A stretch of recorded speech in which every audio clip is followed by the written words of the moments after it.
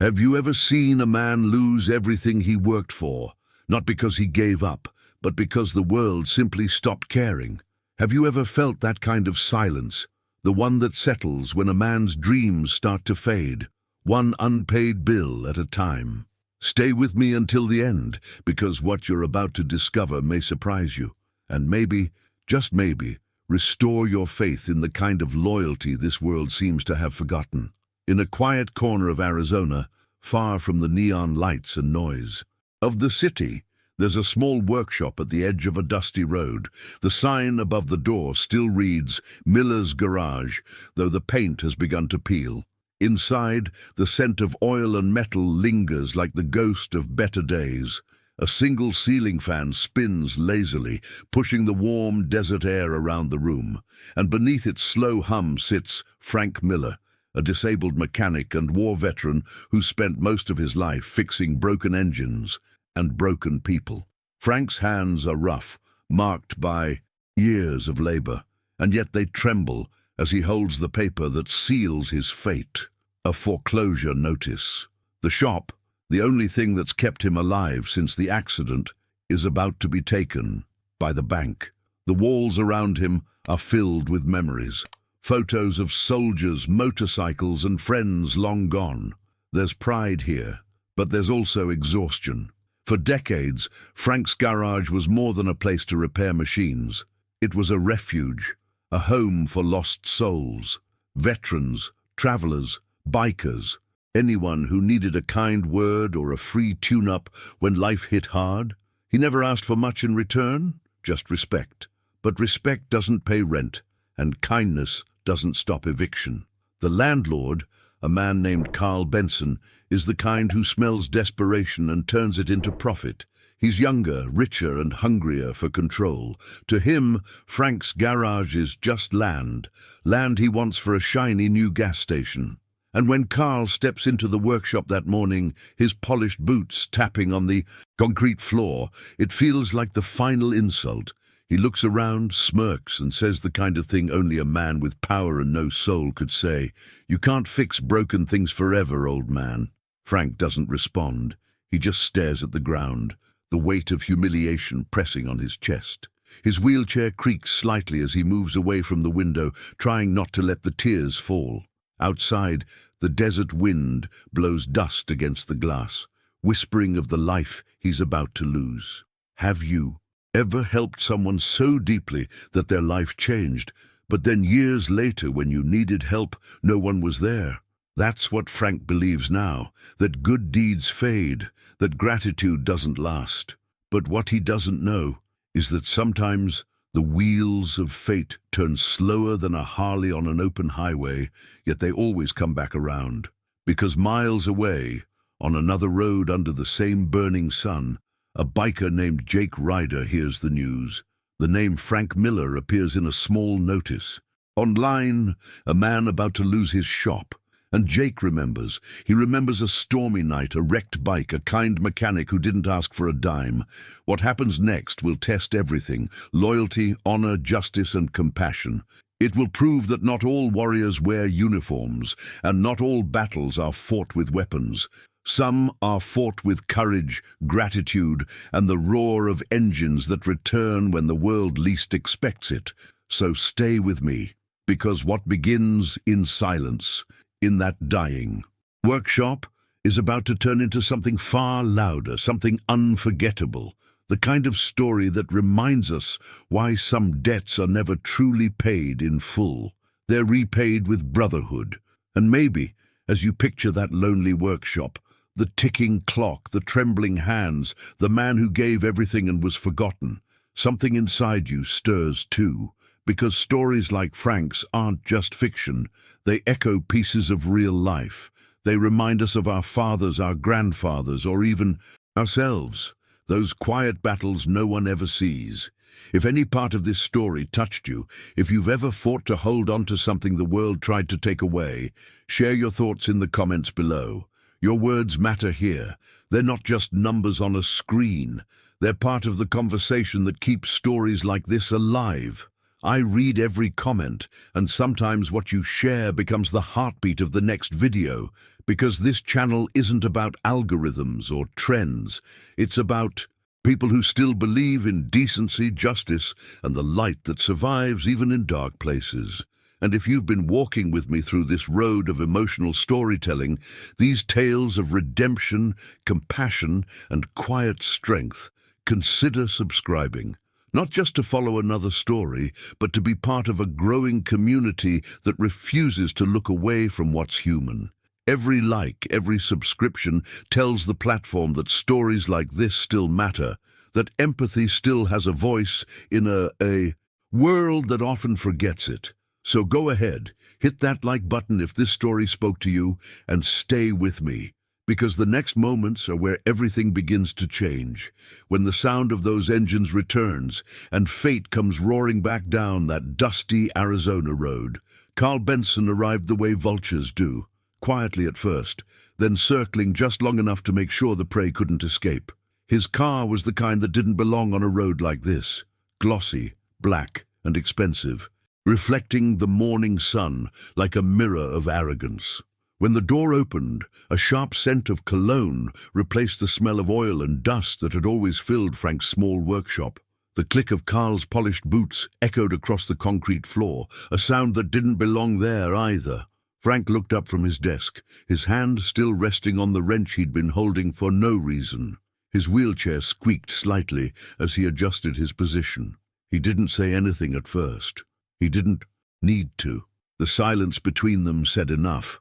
One man standing on the edge of losing everything he loved, and another who'd never built a thing with his own hands. Carl ran his fingers along the counter, then flicked a speck of grease from his manicured nails.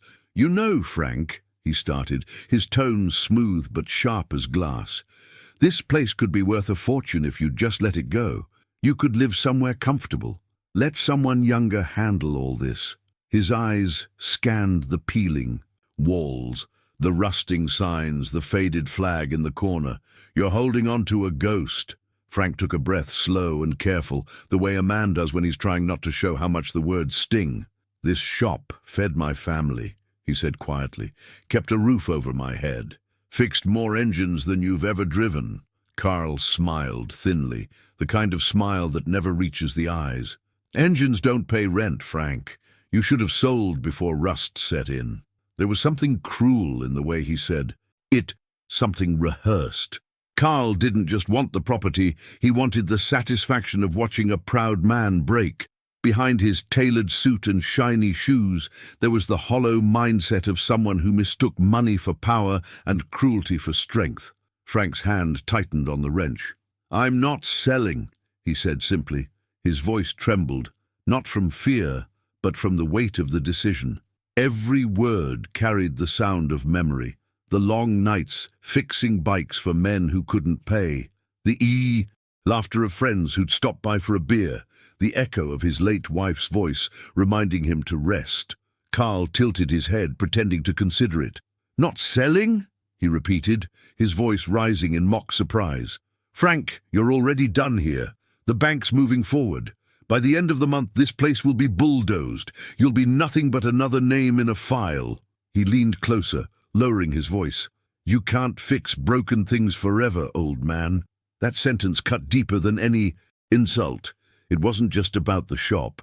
It was about him, his body, his leg, his pride. But Frank didn't flinch.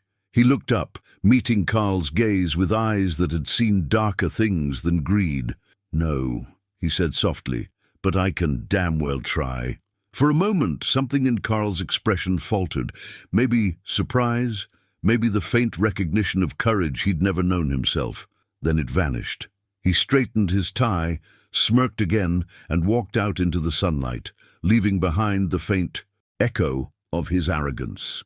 The door swung shut with a metallic click, and the workshop felt emptier than before. The ticking clock returned, louder now, as if marking the countdown to the inevitable. Frank let out a long breath. His hand shook as he set the wrench down on the table. Outside, the dust lifted with the wind, carrying away the last bit of calm he had left. He rolled himself toward the front window and stared out at the road. The sky was a flat, merciless blue. Across the street, the gas station sign flickered weakly, half lit. He wondered how many more mornings he'd have left to open his doors, to feel that smell of grease and gasoline that had become part of his skin. The truth hit him quietly. His life's work was hanging by a thread, and yet, even then, something in him refused to let go. Maybe it was habit, maybe stubbornness, maybe that hidden spark that old soldiers carry when the world thinks they've already surrendered. There's a kind of transformation that happens when a man stands face to face with loss. He stops pretending he can control the outcome and starts fighting for the meaning behind it. Frank turned back toward his workbench. The Harley sat there, the same one he'd repaired years ago for a stranger on a stormy night, a biker with wild eyes and a bleeding arm who'd crashed just a few miles from here. Frank could still remember it clearly, the smell of rain, the sound of thunder, the engine clattering like a dying heart. He'd dragged that man inside, patched him up, fixed his bike, and sent him back into the storm without asking for a cent. "Take care of yourself out there," he'd said then, not realizing those words would come back someday, like a promise kept. Now, as the silence settled again, he ran his hand over the Harley's cold metal frame. "Guess it's just you and me again," he muttered under his breath. But under that calm tone was a storm of emotion, the kind that comes from knowing you're standing at the edge of everything you've built. Frank wasn't afraid of hard times. He'd lived through them all. What scared him was the feeling that no one cared anymore, that the world had become too busy, too heartless, too disconnected from what really mattered: loyalty, craftsmanship, kindness. The things that didn't show up on balance sheets or profit margins. There's a hidden truth in moments like this. When everything you value is at risk, you start to see what you're really made of. Frank's mind began to drift, not into despair, but into memories, flashes of faces, laughter, nights spent under the hood of cars, the warmth of community. And for a moment, he thought he heard something faint beyond the wind, a deep, distant rumble. It was probably just his imagination, but it sounded like motorcycles, that low, thunderous hum he'd always loved. It stirred something deep inside him, a flicker of hope where there shouldn't have been any. But reality returned fast. The bills still lay on his desk. The notice still said foreclosure. The days ahead still promised loss. Yet behind that quiet despair was the seed of something bigger, the kind of resilience that doesn't vanish, even when the body weakens. Frank didn't know it yet, but his story wasn't ending here, because every act of kindness leaves a trail, invisible at first, but powerful enough to find its way back when it's needed most. Sometimes that trail takes years to circle around. Sometimes it comes roaring back with the sound of engines and the fire of brotherhood. For now, though, Frank remained by the window, staring at the road like a man watching for something he couldn't name. The sun began to dip behind the desert hills, painting the workshop in long, golden shadows. His reflection on the glass looked older, yes, but not defeated. Not yet. He reached for the old radio by the counter, turned the knob until static filled the air, and then faintly an old country song began to play. The voice of a singer long gone sang about loyalty, loss, and the road that always leads you home. Frank leaned back in his chair, eyes fixed on the fading horizon. He didn't know it, but out there, miles away, someone else had heard his name again. A biker who once owed him his life, and soon the sound of that distant rumble he thought he imagined wouldn't just be in his head anymore. It would be real, and it would come carrying the kind of justice this world doesn't often deliver, the kind born from gratitude, loyalty, and the unspoken bond between men who understand what it means to fight for something worth keeping. The rain that night didn't fall. It attacked. Sheets of water slammed against the windows of Miller's garage like a desperate knocking from the heavens. Lightning carved the Arizona sky into white fire, and thunder rolled over the town as if the world itself was angry. The year was 2015, but for Frank Miller, nights like that had always felt timeless, the kind where a man's instincts outweighed reason. He was locking up early when he heard it, the violent screech of tires, the hollow crash of metal against asphalt, and the unmistakable sound of a motorcycle meeting its end. For a moment, everything went still. Then came a voice, faint, broken, carried by the storm. "Help! Someone!" Frank didn't think. He just moved. Even with his limp, he made it to the road faster than most men half his age. The rain blinded him, but his flashlight caught the shimmer of chrome. A Harley, twisted in the mud, its front wheel bent like a wounded limb. Beside it lay a man, motionless except for the rise and fall of his chest. The blood that mixed with the rain made it hard to tell how bad it was. "Hey, you hear me?" Frank shouted, kneeling beside him. The biker stirred, groaning. His face was young, maybe late 20s, but toughened by life. Leather jacket, tattoos fading under soaked sleeves, a small silver cross around his neck. "Bike," he muttered weakly. "Don't let them take my bike." Frank almost smiled. "You can replace metal, kid, not bone. Come on." He hauled him up, one arm under his shoulder, half dragging, half carrying the man into the shop. The bell over the door jingled faintly, absurdly calm compared to the chaos outside. Frank laid him on a workbench, then turned to the wrecked Harley now steaming in the rain.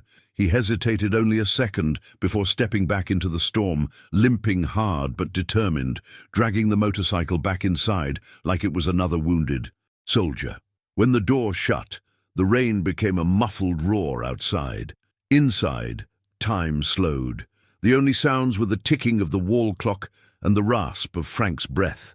He worked with steady focus, cleaning wounds, bandaging a leg that was clearly fractured, setting up a splint with whatever he could find. The mechanic had seen worse during his army years. Patching people up wasn't new to him, but it had been a long time since he'd done it for anyone but himself. The biker winced as Frank untightened the bandage. You a doctor or something?" Frank didn't look up. "Mechanic, but fixing broken parts is what I do." The kid laughed weakly, then groaned from the pain. "You could have just called 911. Storms cut the lines," Frank said, glancing toward the flickering lights. "And I don't wait for help when someone's bleeding on my road." For a while, they stayed in silence. Frank wrapped the leg tight, then pulled up a chair and began drying off his tools. Outside, thunder cracked. Again. The biker's eyes moved toward the Harley, sitting near the doorway, water dripping from its frame. "She's my only thing," he murmured. "Built her from scratch. Don't even have a house to my name." Frank nodded, understanding more than he said. "She'll ride again," he replied. The biker's gaze shifted back to him. "Why'd you help me, man? You don't even know me." Frank stopped cleaning the wrench. "Doesn't matter who you are. Storms don't care about names. You see someone down, you pull them up." Something changed in the young man's face then. A flicker of humility, gratitude, something rare. "You don't get that much out there," he whispered. "Most people just keep driving." Frank grunted. "Most people don't know what it means to be left behind." The hours passed slow. The storm outside began to calm, the thunder rolling farther away. Frank moved to the Harley, inspecting the damage. The frame was bent, the chain torn, the gas tank dented. It looked hopeless, but to him, nothing truly was. He grabbed his tools and got to work, each motion deliberate, each sound of the wrench echoing like a promise. The biker watched in silence for a while, eyes half closed, until finally he spoke again. "What's your name?" "Frank," he said without looking up. "Jake," the man replied quietly. "Jake Ryder." Frank nodded. "All right, Jake Ryder. You're lucky I like a challenge."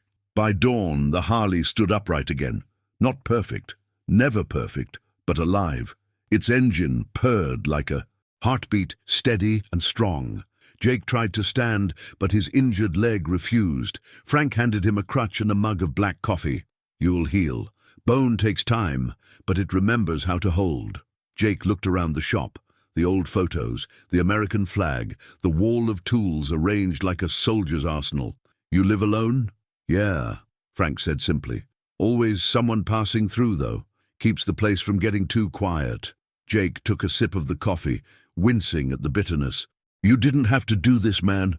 You don't even know what kind of guy I am." Frank finally met his eyes. Don't need to. Everybody deserves a second chance. Some just need a place to start fixing things again. Something in those words struck deeper than either of them realized. For Jake, it wasn't just gratitude. It was revelation. The kind that shifts your mindset, makes you question the person you've been and the choices you've made. He'd spent years running, from debts, from people, from himself. But in that small, dimly lit workshop, with the smell of oil and coffee in the air, something inside him started to change. "I'll pay you back," Jake said firmly. Frank shook his head. "Didn't do it for that." "No," Jake insisted, his voice stronger now. "One day I'll pay you back, you'll see." Frank half smiled, almost amused. "All right, then, I'll hold you to it." But what neither of them could have known was that promise, made between two broken men on a rainy night, would come to define both their lives. The impact of that decision, the simple choice to stop, to help, would ripple far beyond that storm. It would reach across years, across silence, across every mile of road Jake would later travel. By the time the sun broke through the clouds, the world felt new again. Steam rose from the pavement outside. The desert glistened, washed clean by the night's fury. Jake limped toward his bike, his jacket draped over his shoulder, the cross around his neck catching the morning light. "Guess this is goodbye," he said. Frank nodded. "For now." Jake paused, glancing back. "You really think I'll ride again?" Frank smiled faintly. "If the heart still works, the engine will too." Jake laughed. A real, genuine sound, then started the Harley. The engine roared to life, defiant, alive. He gave Frank a nod of respect and rode off down the wet road, leaving behind only the echo of thunder and the faint smell of gasoline. Frank stood there long after he was gone, watching the horizon. He didn't know the kid's story, didn't know what demons followed him, but something told him that moment wasn't an accident. It was a crossing, one of those hidden intersections life sets up when no one's paying attention. And years later, when the world came crashing down again, that same man, the one who had ridden away into the rain, would return. Not as the boy who needed help, but as the man who would bring it. The workshop stayed the same through the years. Same. Tools, same walls, same scent of oil and memory. But something in the air changed after that night. Frank didn't know it, but the act of kindness he'd given freely had already started its journey back toward him, winding through time and fate, gathering speed like an approaching storm, a storm not of destruction this time, but of redemption. And as the years passed, the memory of that night became a quiet whisper at the back of Frank's mind, a reminder that sometimes the smallest decisions, the ones made in the rain, in the dark, in silence, are the ones that rewrite the entire story of a man's life. Nights had become a kind of drifting for Frank, a slow slide between stubborn wakefulness and short, aching pockets of sleep on the narrow cot he kept in the corner behind the parts shelf. The workshop carried that behind-the-scenes stillness only insomniacs know, when a place meant for busy hands becomes a museum of waiting. He would lie there listening to the metal contract in the cooling air, to Rusty's low dog breath beside him, to the distant semis humming along the highway like tired whales. Sometimes the pain in his leg jolted him awake. Sometimes it was the memory of rain and a young man's voice promising something that felt too good to expect. He never reached for the bottle anymore, not after the doctors warned him where that road ends, but he did reach for the old thermos, the coffee gone cold by midnight and swallowed anyway, because it tasted like resilience. Transformation doesn't always look like triumph. Sometimes it's a man choosing one more hour, one more day, one more small decision to keep going. When dawn edged the garage windows with a thin line of pink, he tried to stand a little straighter. "Morning rust," he muttered, rubbing the hound's rust-colored ears. "Another day to out-stubborn the world." The dog's tail thumped like a quiet drumbeat of loyalty. Frank wheeled to the front, flipped the hand-painted sign to open even though there were fewer and fewer customers, and let the chill desert air roll in. He told himself that as long as the sign turned each morning, the story hadn't ended. Mindset, he'd tell the younger vets who sometimes wandered in for handshakes and advice, is a tool too. Keep it sharp. The knock didn't come from the front door, it came from the earth. Heavy, distant thuds that felt like someone testing the ground with iron. At first he thought it was roadwork on the far end of town, but then Rusty stood. Hackles up and a new sound pushed through the morning. The deep growl of diesel engines idling too close. Frank rolled toward the back bay and peered through the cracked window. 2 yellow construction trucks sat behind his fence like patient predators. A skid steer loader glinted, its bucket raised slightly, teeth catching the light. An orange-vested foreman pointed at a clipboard. 3 laborers in hard hats nodded, bored and efficient. "Hey!" Frank's voice bounced off the cinder-block walls, and surprised even him. He shoved open the side door and pushed himself across the gravel. "You've got the wrong lot. This is private property." The foreman didn't look up at first. He gestured with the clipboard, and one of the men grabbed a sledgehammer from the truck bed. Another unspooled a length of caution tape, stringing it lazily between rebar rods like a mockery of courtesy. The loader coughed, then settled. The man with the hammer tested its weight. 2 practiced swings in the air as if warming up for something athletic. Frank drew closer, the wheels catching on ruts in the gravel. "I said this is private property," he called again, the words fraying on the edges. "You can't touch that fence. Not without a court order. Not without—" "Morning," the foreman said finally, glancing down just long enough to make the eye contact feel like an afterthought. "We're within the setback. Demo's on the schedule. You'll want to stay clear, sir." "Sir?" Frank's laugh came out thin. "I'm the owner. Move your trucks." "Owner's behind on obligations," the foreman replied, and though he didn't say Carl's name, the indifference in his voice carried the landlord's signature. "Talk to your people. We just follow the work order." Frank's breath tightened. "My people," he repeated, and he felt the old burn, the humiliation that arrives with the hidden truth of a man's position in the world. When you don't have money, your people is a phrase used to pretend you have choices. There's no work order that lets you trespass. "Sir," the foreman said kinder now, because some men enjoy being condescending and others just want to finish a job before lunch, "we really don't want any trouble." "You already brought it," Frank said, and Rusty pressed against his chair, low growl steady. The first blow landed on the back fence with a sound so clean and final that it seemed to erase a small piece of time. A blow that carried an impact beyond wood and nails. It wasn't just a sledgehammer, meeting dry rot. It was a message. "The decisions have been made elsewhere. Your consent is not required." Frank flinched. The board shuddered, splinters leaping like startled birds. He tried to push forward, but one wheel sank slightly and his leg protested, lightening along bone. He hated the helplessness most of all, not because he feared pain, but because pain was familiar, and helplessness still felt like an insult. "I said stop!" He didn't recognize his own voice in that moment. It was younger, angrier, reaching for a strength the body couldn't deliver. "This is my shop. You can't fix broken things forever, old man." Carl's voice didn't come from the trucks. It came from behind him, smooth as a tie clip. Frank didn't have to turn to see the pressed suit, the smile that wanted to be a smirk. He pivoted anyway. Carl Benson stood with his hands in his pockets, like a man observing a sculpture he'd commissioned. "You should have signed the buyout. Think of this as a progress." "Progress," Frank said, and there was a small miracle in how steady he kept it. "Doesn't need to bury the people who built the road." Carl's eyes flicked to Rusty. "Put a leash on the animal. We've got liability concerns."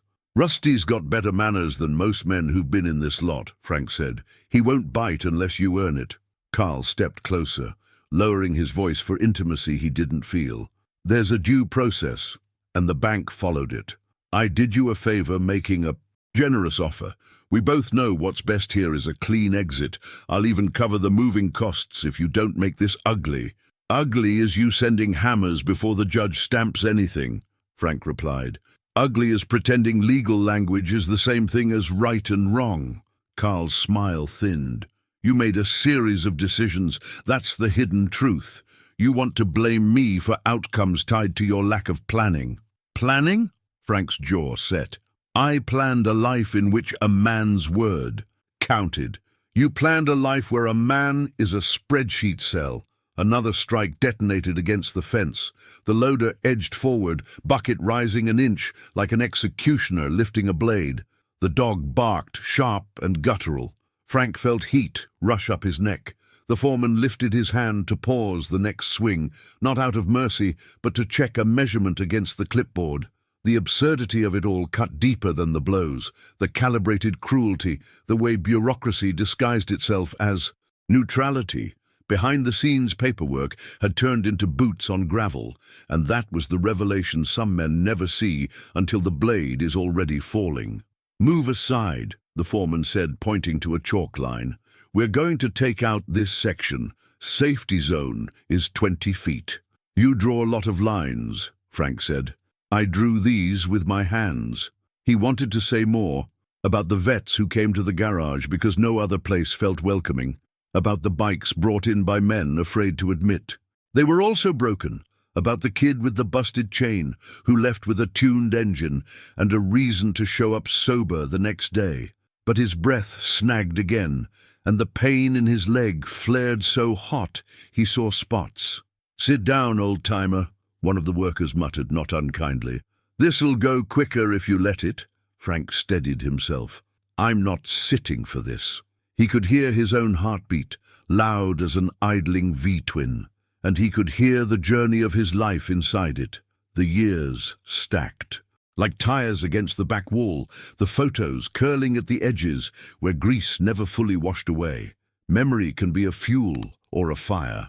Today, it was both. The hammer fell again, wood giving up with a shuddering gasp. Somewhere in town, a church bell chimed the hour, thin and distant. Frank's fingers curled on the wheel rim until the knuckles blanched. He remembered another night, rain and thunder, the decision made in an instant to help a stranger, because that's what a man does when he has the capacity to help. That's the thing about decisions. You never know which ones will come back to meet you years later, carrying either mercy or reckoning. Last warning, the foreman called. We're proceeding. Frank turned to Carl. You think this is just acreage. I think it's a promise. My mindset says promises matter. Carl's eyes cooled. My mindset says cash flow matters more. I believe you, Frank said, with a sadness that wasn't pity.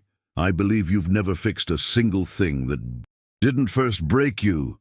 Carl blinked, annoyed at the riddle he didn't have time to decode. He motioned with 2 fingers. The loader's engine deepened. The bucket lifted to full height. Rusty barked again, then fell into a nervous whine. And then a new sound threaded through the morning. It was so faint at first that it could have been wind over asphalt, the whisper of heat on the highway. Frank didn't turn. He knew the trick hope plays. But the sound grew, layered, a low thunder that didn't roll like a storm, but pulsed like a living thing.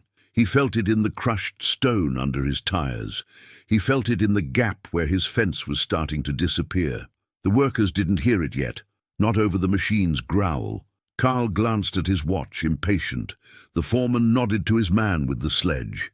You ever stand on a line, Frank said softly, not looking at Carl anymore, and know the whole story might shift 1 inch either way? Drama won't change the work order, Carl replied. I'm thinking about impact, Frank murmured, how it rarely announces itself, how it's built in silence and shows up loud. Rusty's ears pricked hard toward the road. The dog froze, tail level, head cocked. Frank's heart answered the posture before his mind did. The engine note layered again, then again distinct rhythms converging, each with its own small imperfection, each tuned by calloused hands and long roads.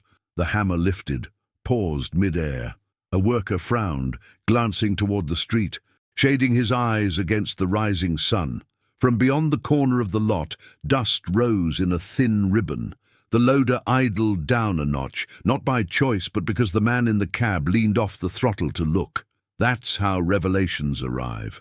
First as a distraction, then as the only thing anyone can see. Frank didn't smile. He didn't dare. He kept his gaze on the broken fence, on the split boards, on the scar opening in the skin of his property. He had told himself not to be the kind of man who believed in interventions.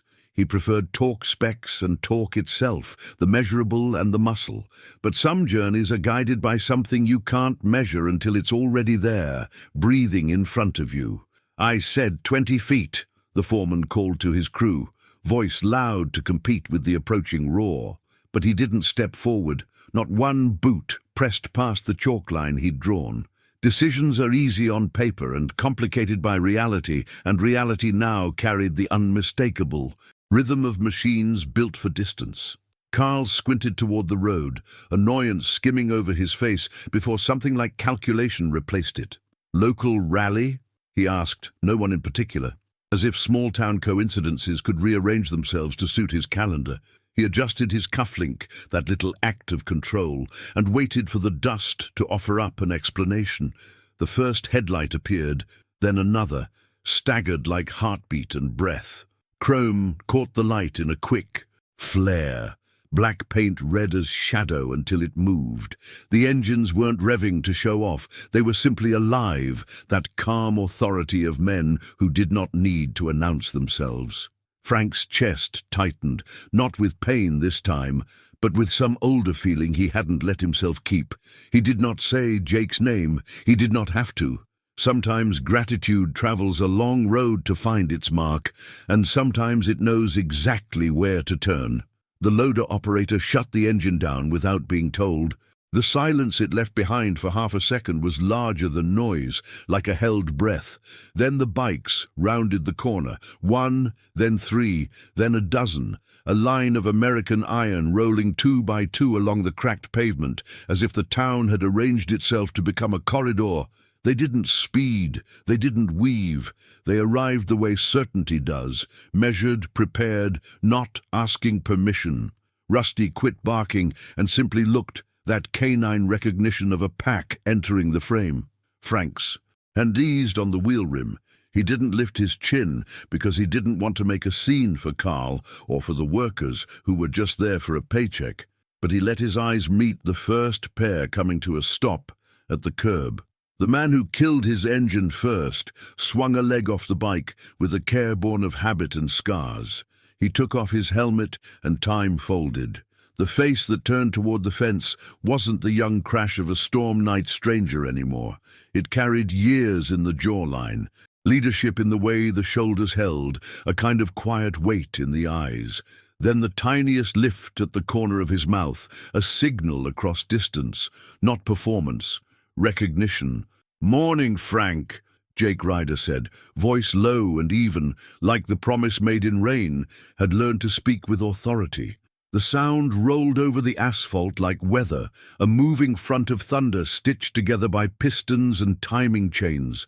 The kind of low frequency that doesn't just reach your ears, it enters your bones and rearranges your pulse to match. Dust lifted from the road in pale ribbons, spiraling up and catching sunlight so the air itself looked like it was exhaling. One engine could be a coincidence. Two might be a ride. But this was a choir, a deep, unbroken growl that announced presence without bragging, like a storm that knows land will make room. Workers froze mid-swing, the sledgehammer hovering, a bead of sweat sliding down the man's jaw and stopping at his chin, as if even gravity had paused to listen. The foreman's pencil stalled over the clipboard. Even the loader seemed to hesitate, its idle dropping a notch the way animals grow quiet when something bigger enters the clearing. Frank felt the vibration first in the small of his back, and then in the memory of his hands.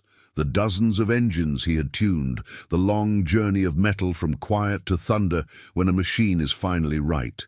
He didn't dare turn. Hope, untested, can be a cruel invention. But Rusty's body stiffened, ears toward the street, and that kind of instinct doesn't romance possibilities, it reads them. The dust thickened into a soft veil and then parted, and the first headlight cut through it like an eye opening. Chrome flashed once and settled into matte. Black paint picked up the sun and then hid it in gloss. The bikes approached 2 by 2, respectful distance, the way men who ride a lot learn to ride together, not performative, not sloppy, but with the precise trust that comes from counting on the next man's decisions. The line kept coming, 5, then 10, then 13, until the road looked less like a road and more like a commitment crossing into town. The lead pair slowed at the mouth of the lot, back tires whispering on grit. They didn't block the street. They occupied it. Dust drafted past their boots and curled around clutch levers, making everything look faintly cinematic, like a truth revealed under a projector's beam. No one spoke. The workers didn't know whether to posture or to wait. The foreman licked his lip, glanced at his men, then at the chalk line as if it might offer policy guidance. Carl took one step forward, then stopped, calculating. Frank let himself look, just a fraction, eyes first, then chin, and breathed in a detail he hadn't allowed himself to want. A familiar stance on a familiar frame, a man taking off a helmet with the easy economy of someone who has done it 10,000 times and learned what weariness not to show. The face that emerged wasn't the wild-eyed kid who crashed into a life-changing night. It was a face that had learned command the hard way, leadership carved into cheekbones, the quiet weight that men earn when they've shouldered too much and kept walking. There was no swagger, just steadiness, a behind-the-scenes history written in small scars and the way the gaze held steady. Jake Ryder stood there like a verdict that had arrived without a gavel. "Morning, Frank," he said, voice even, a low gravel that met the lingering rumble and sat comfortably inside it. The words didn't try to be bigger than the moment. They were exactly its size. Frank's throat tightened. He didn't trust his voice, so he gave a small nod that said more than most speeches. "Didn't think wind carried news that fast," he answered after a beat, the syllables careful, like testing a leg you're not sure will hold. Jake's mouth tipped in a half-smile that belonged to friendships men don't know how to name. "Wind had help," he said. "It's the kind of story engines are built to find." The second wave of bikes eased to a stop, engines warming the air with radiant heat that smelled like fuel, dust, and the road itself, a scent every rider recognizes as both freedom and responsibility. One man killed his ignition, and the rest followed in a chain reaction, leaving an echo that took its time, fading into the open sky. In the sudden quiet, the ticking of cooling pipes sounded like impatient clocks. Leather creaked, boots adjusted. For balance in gravel, a woman near the end of the line pulled off her gloves with patient snaps. Another rider pushed his sunglasses up into his hair and scanned the fence with a mechanic's eye. They weren't here to watch. They were here to understand, and then to decide. Carl recovered first, or pretended to. He slid his hands from his pockets and put on a smile that men in boardrooms practice in reflective elevator doors. "Gentlemen," he began, as if he'd been asked to host. "Nice bikes. Respect the craftsmanship. We're in the middle of lawful work here. You'll want to keep the lane clear." "Lane's clear," said a rider to Jake's right without moving his gaze. "Road's not the problem." The foreman cleared his throat, found his official tone. "We're within our permit. We're taking down fence on the setback and marking utilities. If you've got a concern, take it up with the office. We don't get paid to argue." Jake took a slow step forward, not aggressive, just present. The vest he wore wasn't noisy. A single rocker curved across the back, the club's emblem tucked under, a winged wrench above a skull, not meant to scare so much as to remind, we fix, we fight, we outlast. He let his hands hang loose by his sides, palms empty. "Nobody's here to argue," he said. "But I see men with hammers near a man's wall, and I've got questions, starting with who thought it was decent to swing before breakfast." "Decent?" Carl pounced on the word as if he'd invented it. "Decent is paying your debts. Decent is not making me find you after months of ignored notices. Decent is knowing when to exit with dignity." Frank felt heat.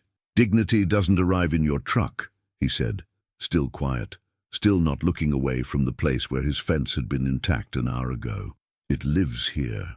He tapped his chest once, then the wall with his knuckles. "In what a place means." Jake's gaze flicked to the break in the fence, and then to Frank's hand, where the knuckles had paled. He didn't ask for papers. He didn't ask for explanations.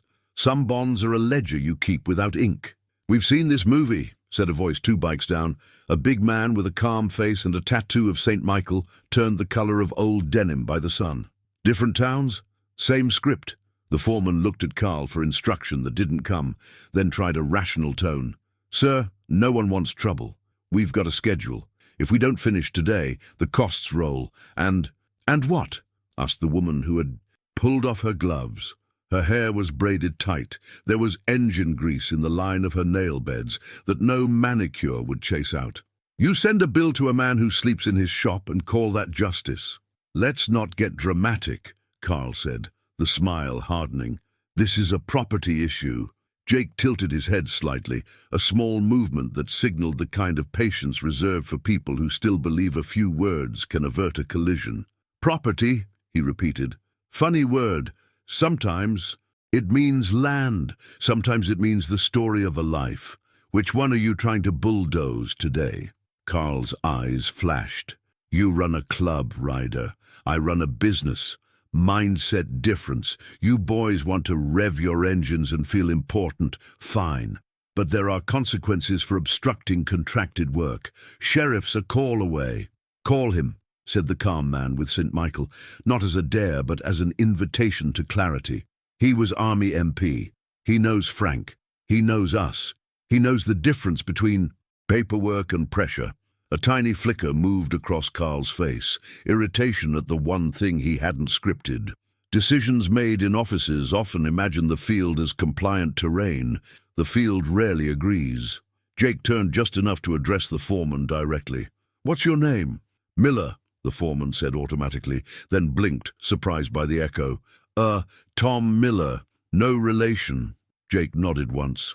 "Tom, you strike me as a man who wants to do a job, get paid, go home with all your fingers. I respect that. Here's the problem. You're standing inside a story you didn't write. That fence isn't wood to us. It's memory, and some of us are built in a way that protects memory almost as hard as we protect our own ribs. You can't know that from a clipboard, but you can see a man's face." He angled his head toward Frank without taking his eyes off Tom. "If you swing into that face, even by proxy, you're going to feel a kind of resistance that permits don't measure." Tom looked at the chalk line, looked at Frank, looked at his men. He wasn't a villain, he was a variable. "I've got orders," he said, but with less conviction than 5 minutes ago.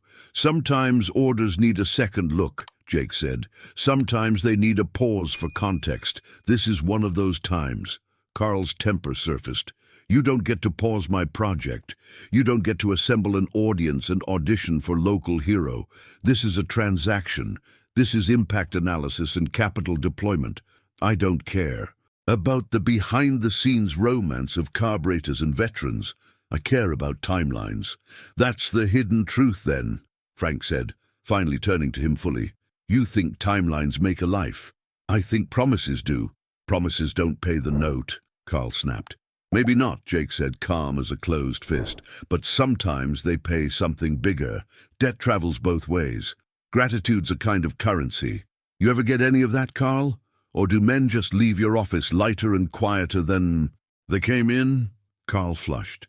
He hated his first name in other men's mouths. He hated the implication that he'd never been measured by anything but spreadsheets.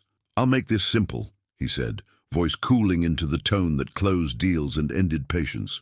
"Move your motorcycles off the access. My men will work. If anyone obstructs, I'll stack charges until your grandkids feel them."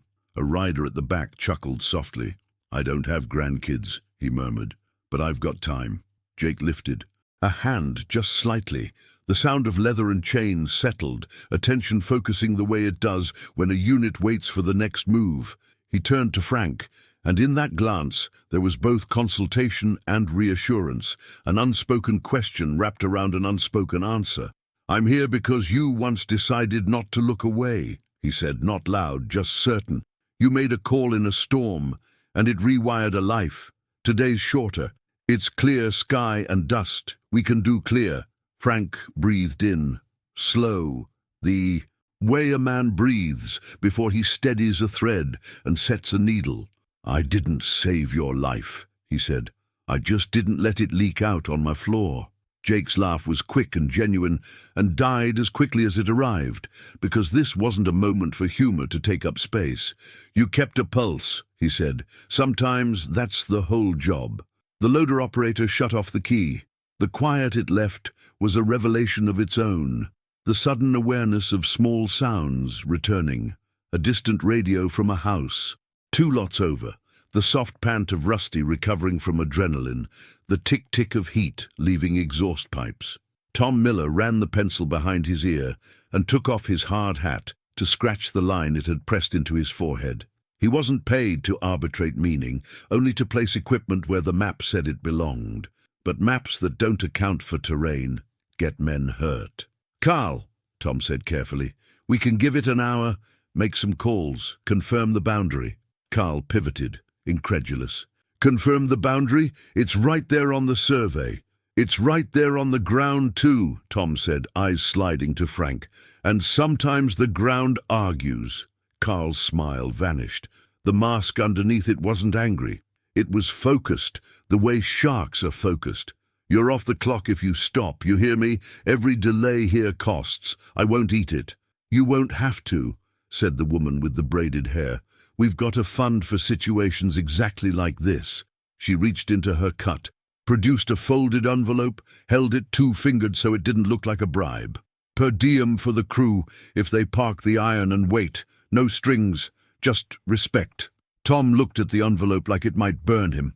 "Lady, I can't. It's not for you," she said. "It's for the men who don't make the schedules. Let them eat lunch without thinking about whose side they're on." Carl bristled. "This is coercion. This is community," Jake answered. "You might not recognize the shape." Frank finally let the smallest smile touch the corner of his mouth. Not triumph, but relief at the sight of a different mindset negotiating space with the familiar one. He didn't move his chair. He didn't have to. The scene was moving around him now. The same shop that had grown smaller by the month, suddenly feeling like it had room again. Room for breath, for options, for the kind of decisions that rebuild rather than reduce. He glanced at the hole in the fence and imagined a new gate there, wide and sturdy, something that didn't apologize for existing. "I can call the sheriff," Tom said, half to Carl, half to the morning. "Get clarity." "You do that," Carl said, his control curdling, "and call the inspector while you're at it. I want documentation on every obstruction." "Document the hammer too," Frank said mildly. "Make sure it gets a cameo. First swing's always the star." "Frank," Jake said, turning back to him with that soft gravity. "You need water? Shade?"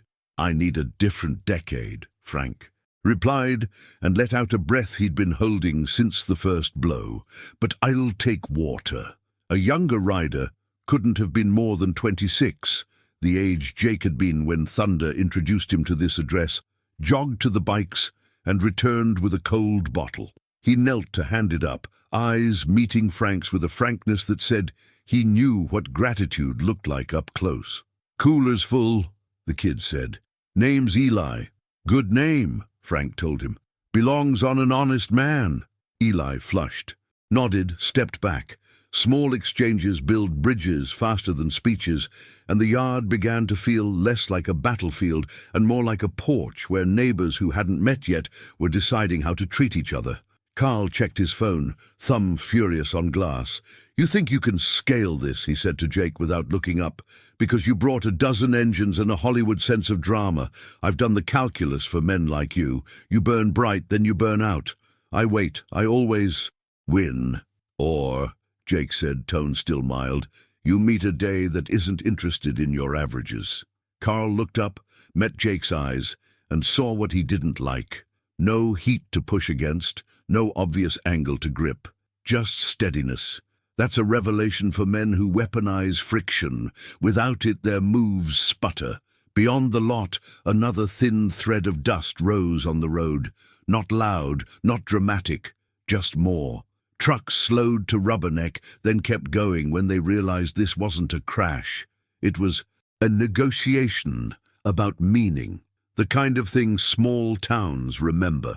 A woman walking her beagle paused at the corner and shaded her eyes, the dog deciding it would be fine to sit while history took a breath. Frank took another sip of water and felt his hands steady. Inside the shop the clock ticked, not as a countdown now, but as a metronome, a reminder that rhythm matters.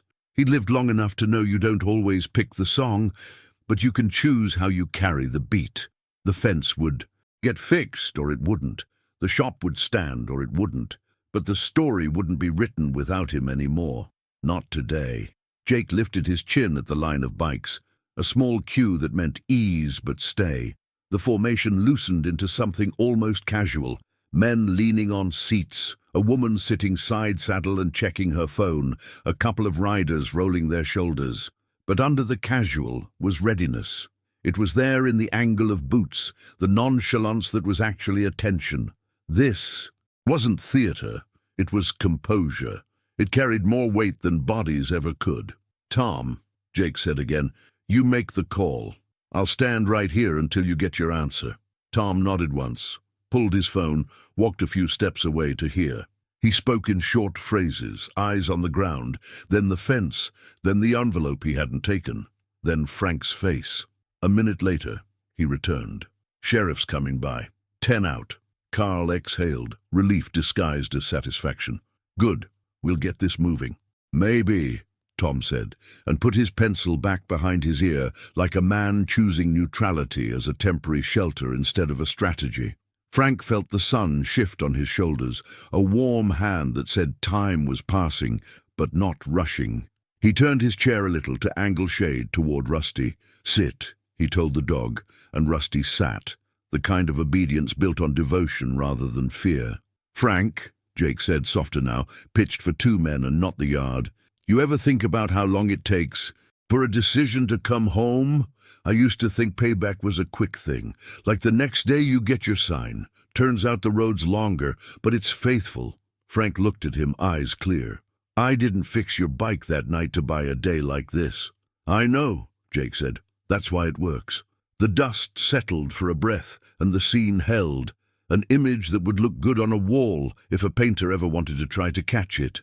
A broken fence, a line of machines cooling in the sun, a landlord in a suit that fit a little too tight for the heat, a foreman rethinking the limits of his job description, a dog keeping watch, and 2 men at the center of a story that had started in rain and now stood under a clean sky, waiting for the next consequential inch to shift. The road into town was quiet again, but quiet like a lung filled and ready, not like an absence. And from the far distance, where heat makes the horizon ripple like a curtain, there was the faintest hint that the morning wasn't done sending arrivals. Jake guided the Iron Saints off their bikes with the careful choreography of men who have practiced arrival more often than applause. Helmets came off, gloves folded, and the emblem on his back, the winged wrench over a skull, caught the sun in a quick salute, and then surrendered to the mat of leather. He didn't swagger. He didn't need to. Leadership in his hands looked like economy, concise movements, small courtesies, an authority that didn't shout because it didn't have to. The club parked in formation, engines cooling into a low, satisfied tick that sounded like a room of breathing. The bulldozer that had been so eager to chew through wood now looked like an expensive toy waiting for instruction. Jake wheeled his bike to the mouth of the lot and stalled it there, right in the loader's line of approach, a black silhouette punctuating the idea of interference with an unmistakable presence. He climbed off the Harley and walked slow, the kind of measured pace that allows an entire scene to register. Faces, weather, the pale arc of broken fence. He stopped where the dirt met the driveway and folded his hands behind his back, an old soldier posture that fit the man like a glove. His eyes found Carl, who had taken a few steps forward, as if to remind the world he could still command movement. Jake's voice, when he spoke, was the sound of a tool settling into place, precise, fitted, and intended to do the job without making unnecessary noise. "This place fixed more souls than you'll ever understand. You touch it again, and you'll have to go through us." The words landed like a measured fact, not a threat dressed in bravado. There was no bluster in them, only the kind of weight that comes from memory, of names and nights and promises repaid over years, like interest on a debt that didn't fit a ledger. People heard that because there are different currencies in this world: cash, credit, and then the heavier coin of brotherhood. The crowd that had gathered, neighbors, a few veterans who'd once asked Frank for a favor, a couple of curious teenagers, shifted as if a current had passed through them. The foreman's hand went to his clipboard, but the pencil didn't move. Carl's jaw worked. His smile thinned into a line that resembled alarm for the first time. Frank watched all of this from the threshold of his shop, the morning's dust settling on his shoulders like a memory trying to be polite. He felt the strain in his leg, the ache of too many nights sleeping under the fluorescent lights, but he also felt the precise sort of surprise that comes only when the arc of a long life bends toward a beginning you didn't expect. He thought about that rainy night 10 years ago, about the wet weight of a man's body on his bench and the promise made in no language, but gratitude. The transformation of that moment had crept along the years quietly, a seed that became root, and then a trunk. The Iron Saints were the trunk now, solid, patient, not spectacular. "I never thought engines would make me feel seared with gratitude," Frank murmured, the sound small but honest. "Guess I was wrong." Jake stepped a half-pace closer and didn't raise his voice. "We don't want trouble, Carl. We want a few things to be remembered. One of them is that this garage taught men how to keep their hands busy and their heads level when the world says otherwise." He nodded toward the line of riders. "We fix more than bikes. We fix the kind of things you can't write down in a contract. You understand that?" Carl's irritation peaked. He spread his hands like a man demonstrating his credentials. "I understand property rights. I understand contracts and commercial development. I don't understand vigilante theatrics." "Call it what you want," Jake said even, "but those theatrics cost less than the heartache you're about to create. There's transformation in repair, and some of us were raised on the idea you don't smash what people live." Inside, he let that sit. The word impact hung between them, not abstract anymore, but a measurable ripple touching the faces in the small crowd. A young woman from the Iron Saints moved to stand beside Jake, her arms crossed against the heat. She had grease in the crease of her thumb, a small mark that announced her behind-the-scenes proficiency. "This is about decisions," she added. "You made a decision to act without looking beyond the page. We're asking you to make one that recognizes the hidden truth. Lives live inside land." Her voice didn't plead, it clarified. Carl's face flushed with the kind of anger that comes when a man's argument is reframed by conscience and technique at once. "You come into my town and tell me what to value," he barked. "You think because you ride pretty bikes, you get to lecture developers about morality. You think because you calculate profit, nobody counts the cost," Jake countered, calm as a hinge. "You see only line items. We see consequence." There was a rhythm to his words, the cadence of someone who'd given an answer 1,000 times and refined it to its bare honesty. It struck a chord with people who've had to choose integrity over ease more often than they liked. Tom Miller, the foreman, shifted his weight from one foot to the other. He'd come to do a job. He hadn't signed up to adjudicate ethics, but you couldn't ignore the way the town watched. He scratched his head and ran a thumb along the lip of his cap, the kind of small decision that reveals a bigger truth. Men are not simply actors in others' scripts. "Look," he said finally, using the voice of a man trying to shepherd a flock toward a practical outcome, "the sheriff's on his way. Let's not make this a headline. We can pause. We can confirm the boundary lines." He looked at Carl with an appeal that wasn't just procedural. "Give us a few hours. We can get clarity." Carl's fingers tightened against the edge of his jacket. He wasn't used to asking for time. He was used to taking it. But the presence in front of him had an economy of its own. The Iron Saints weren't loud, but their stillness carried the weight of being counted on. And Carl, who'd long ago treated human relationships as negotiable, felt the ledger tilt in a way he hadn't predicted. Nearby, a veteran who'd once slept on Frank's cot quietly grateful for a meal and a conversation that had kept him away from worse choices, stepped forward and said in a voice lined with experience, "This man saved more folks than the clinic down the street. He ain't just selling oil and wrenches. He's been a fix for us. You want to call it progress, call it whatever, but hands like his don't grow on commission." The comment landed like an eyewitness account, hard to discount. Jake's gaze found Frank again. There was a moment where both men measured what had already happened and what was being decided now. Faces in life are dossiers of history. Some read like paperwork, some like witness, testimony. Frank's hands trembled as they rested on his knees, but his eyes were steady. "You came back," he said simply, to Jake, to the Iron Saints, and to the crowd that had assembled. "You kept a promise." Jake gave a small, almost imperceptible nod. Promises aren't always loud. Sometimes they arrive on two wheels. The sheriff's cruiser rounded the corner then, slow, deliberate, lights off, siren silent. He pulled up and stepped out, the kind of presence that suggests the law prefers to be rendered as context rather than canon. He knew Jake. He'd seen him in different seasons, had a history with the men who'd chosen to stand where they stood now. "Morning," the sheriff said as he approached. He took in the scene and let his eyes rest on the pieces. The fence, the loader, the man in the suit, the group of riders, and the smaller, quieter figure who'd been fighting the slow erosion of his life for months. "What's the situation?" he asked, more as a question for unraveling than for enforcement. Tom briefed him quickly, and the sheriff listened the way people who've worn the badge for a decade listen, filtering noise, checking details, searching for motivation. He looked at Frank, then at Jake, then back to Carl. The choices made in offices were about one kind of logic. Choices made on porches and in garages were about another. The sheriff's stance suggested he preferred the latter when the two collided without clear legal direction. "Looks messy," he said, more to himself than anyone else. "But messy isn't always criminal."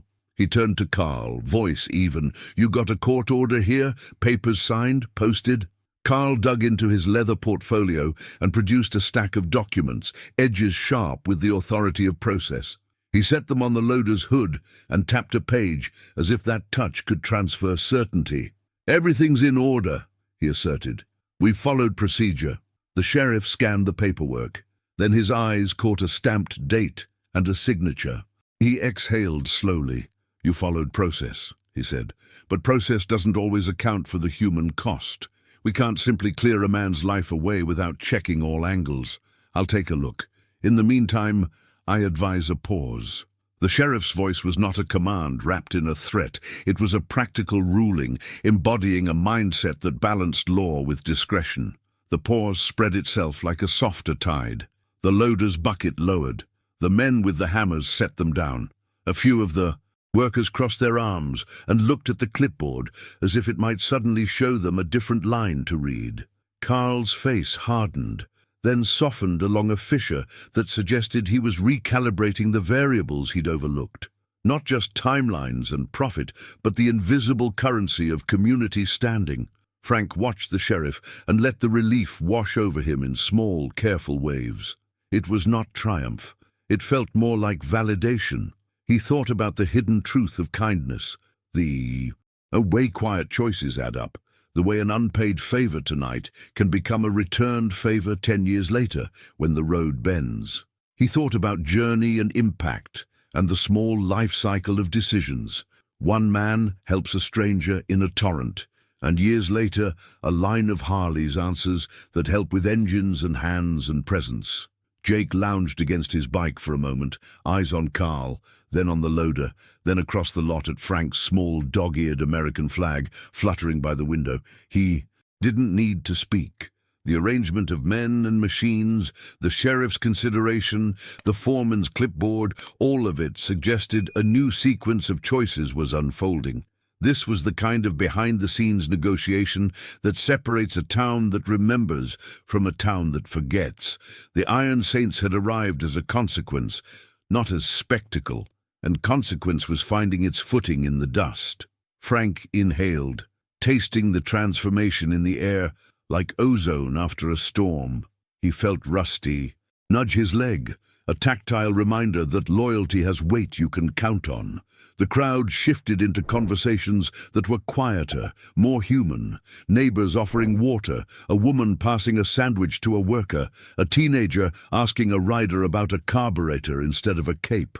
Decisions were being rewritten into options, and the impact of a single act decades earlier pulsed outward, reshaping the narrative of a small place. Carl folded his arms and checked his watch, an action that felt more like rehearsal than management now. "Sheriff," he said, voice flat, "I'll abide by your review. I expect this cleared quickly." "You'll get an answer," the sheriff said, and there was a promise in it that felt procedural and humane at once. Jake looked at Frank and nodded once, small and true. "We'll stand guard," he said quietly, "not to make law, but to make sure promises have room to breathe." Frank's eyes grew wet at that, not from pain, but from the strange, precise warmth of being seen. "I never wanted to be a monument," he said. "Just wanted to keep a place where folks could come for something that wasn't on a balance sheet." Jake's smile was a crease of acknowledgement. "That's enough," he said. "That's everything." The sheriff lifted a hand, a motion that smoothed the morning into an ordered pause. Engines ticked, voices softened, and the town's heartbeat returned to a tempo that allowed thinking. In that interval between acts, between the sledgehammer's fall and whatever would, follow, the real work had already begun, negotiating dignity, recalibrating mindset, choosing which decisions to carry forward and which to let go. The sun climbed a breath higher, and the road into town lay open, not empty, but expectant. The next steps would require paperwork and patience, conversation and choices, revelations, and perhaps repair. For now, the lot held its breath with them, a place suspended between demolition and restoration, between loss and the slow, steady work of making. "Are things right?" Carl's hand trembled as he reached for his phone, the screen catching a brief glare of sunlight before his thumb found the dial. The world around him had grown quieter, heavier. The construction crew had stopped pretending to work, their sledgehammers frozen mid-air, their eyes shifting between the Iron Saints and the man in the tailored suit, who suddenly seemed smaller against the stretch of Arizona dust. Carl's voice cracked through the dry air, sharp, desperate, an imitation of authority. "You're all trespassing. I'm calling the police." But the call went nowhere. Reception was poor this far from town, and even the signal seemed to hesitate in the face of what was unfolding. The moment hung in strange balance, the low hum of cooling engines, the faint buzz of a fly near the torn fence, the shallow breath of people realizing they were witnessing something far bigger than property rights. Then came the first murmurs from the edge of the road.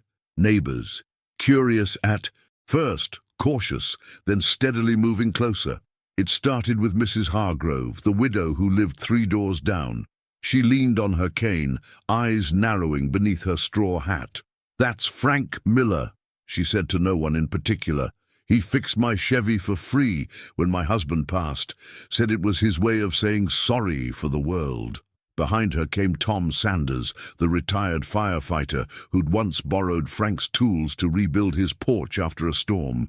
Then a young man in a delivery uniform, the one whose old bike Frank had kept running for years, without ever sending a bill. One by one they gathered, people who had passed through that garage at their lowest, leaving with their dignity intact. No one had been called, no one had been summoned. But compassion has a way of traveling faster than gossip, and within minutes the narrow street was lined with cars, old pickup trucks, and faces marked by recognition. It wasn't rebellion, it was remembrance. Jake didn't say a word as the townspeople came closer. He didn't need to. The Iron Saints simply adjusted their formation, stepping subtly into a half-circle that enclosed the workshop like a living shield. There was no show of aggression, no raised fists, no weapons, only posture and presence. Their jackets caught the light, the winged wrench and skull emblem visible but silent. They weren't there to fight, they were there to stand. Carl felt the shift before he saw it. That slow unraveling of control that no contract, no legal clause could reverse. He lowered his phone, the screen still flashing no service, and looked around for a single ally. But even the foreman had stepped back now, hat in hand, avoiding eye contact. Power, it turns out, is a fragile thing when it's built on fear instead of respect. Frank wheeled himself forward, Rusty padding faithfully beside him. His movements were deliberate, each push of the wheels measured. He stopped just short of Jake and looked up at Carl, his face calm, but unyielding. "You called the law?" he asked, voice low and steady. "Good. Let's see which kind shows up first, theirs or ours." Carl tried to laugh, but the sound faltered. "You think these people will save you? This is private property. Sentiment doesn't pay taxes." Frank didn't flinch. "No," he said, "but it pays back what taxes never could." The murmur that followed wasn't applause. It was understanding. A dozen small nods, the kind of quiet agreement that builds momentum faster than a crowd's roar. The Iron Saints tightened the circle, standing shoulder to shoulder. No weapons, no threats, just conviction given form. One of the bikers, a broad man with tattooed forearms and a voice like gravel, stepped forward slightly. "You got your papers," he said to Carl, his tone conversational. "We've got our proof." "Proof of what?" Carl spat. "Of who this man really is." He pointed to Frank. "You can buy land, but you can't buy what a whole town remembers."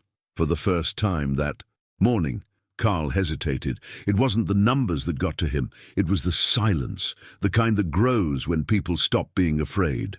His confidence, polished by years of deals and courtrooms, began to crack along invisible seams. The villagers stood in front of him, not as individuals, but as testimony. Each face, each story, was another reminder that the world he controlled on paper was built on something far less stable in practice: morality, gratitude, decency. Then the sheriff's cruiser appeared, rolling down the road with deliberate calm. Dust rose in its wake like a curtain drawing back on a stage. The Iron Saints didn't move. The townspeople parted just enough to let the car through. Sheriff Dan Avery stepped out, his boots crunching over gravel, one hand resting on his belt. His eyes swept over the scene, the broken fence, the construction trucks, the line of motorcycles gleaming under the sun, and finally, the man in the wheelchair at the center of it all. Dan had served in the Marines before law enforcement. He recognized Jake before Jake said a word. Recognition carried memory, and memory carried respect. "Well," the sheriff said slowly, taking off his sunglasses, "this is something." Carl straightened, adjusting his tie as if to reassert order.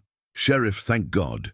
These men are obstructing legal work. I have documentation, permits, foreclosure records, you name it. They're trespassing, and I demand you enforce the law." Dan looked at the documents Carl was holding out, then at Jake, then at the townspeople who stood in silence.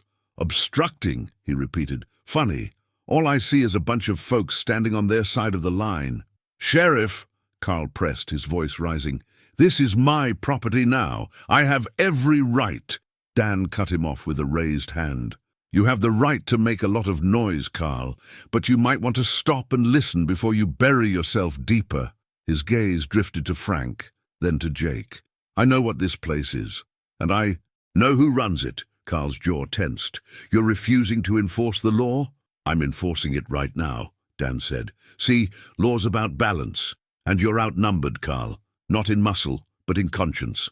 The words hit harder than any threat could. They hung in the air, heavy but true, and everyone there felt their weight. Even the workers shifted uncomfortably, lowering their tools. One of them quietly stepped forward and handed Frank back a wrench that had fallen during the earlier commotion. A simple gesture, but one that said everything.